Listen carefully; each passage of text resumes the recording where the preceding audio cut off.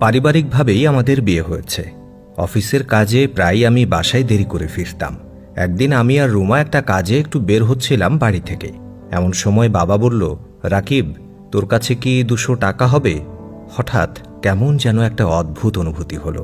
মনে পড়ে যায় ছোটবেলার টুকরো কিছু কথা। বাবাকে বলেছিলাম, বাবা 5 টাকা দিবা? বাবা জিজ্ঞেস করেছিল, কেন, কি করবি 5 টাকা দিয়ে?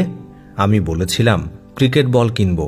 বন্ধুরা মিলে সবাই 5 টাকা করে নতুন বল কেনা হবে।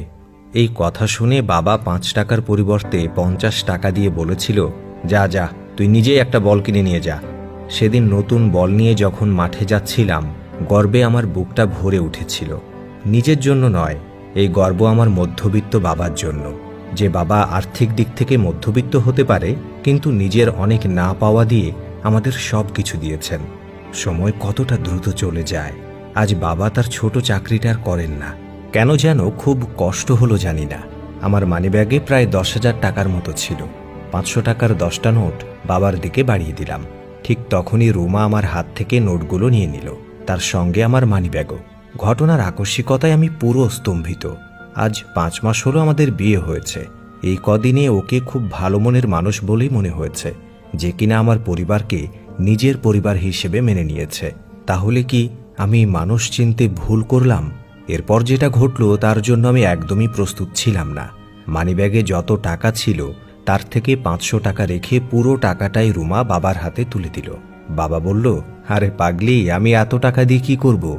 রুমা উত্তর দিল, বাইরে যাও, তোমার বন্ধুদের সাথে আড্ডা দাও, যা খেতে ইচ্ছে করে খাও।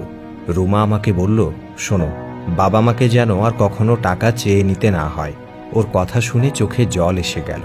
চোখের জল আড়াল করতে বেরিয়ে পড়লাম তাড়াতাড়ি। জীবনে দ্বিতীয়বারের মতো আমার বুকটা গর্বে ভরে উঠল। পরম শ্রদ্ধায় আর ভালোবাসায় রুমার হাতটা যখন ধরলাম, নিজেকে পৃথিবীর সব থেকে ধনী বলে মনে হলো। আপনজনের জন্য সময় মতো কিছু করতে না পারলে কিসের এত টাকা পয়সা, কিসের প্রাচুর্য?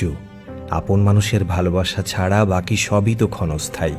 পৃথিবীতে হয়তো অনেকের স্ত্রী তার স্বামীকে বাবা মার থেকে দূরে সরিয়ে নিতে চায়, আর রুমার মতো অনেক স্ত্রীও আছে যারা শ্বশুর শাশুড়িকে নিজের বাবা মার মতোই ভালোবেসে আগলে রাখে। খুশি আর আনন্দ করতে দামি রেস্টুরেন্ট কিংবা আইফোনের মতো দামি ব্র্যান্ডের ফোন লাগে না তাদের। বাবা মায়ের মুখের হাসি, পরিবারের প্রতি বিশুদ্ধ ভালোবাসা, মন মানসিকতা থাকলেই হয়।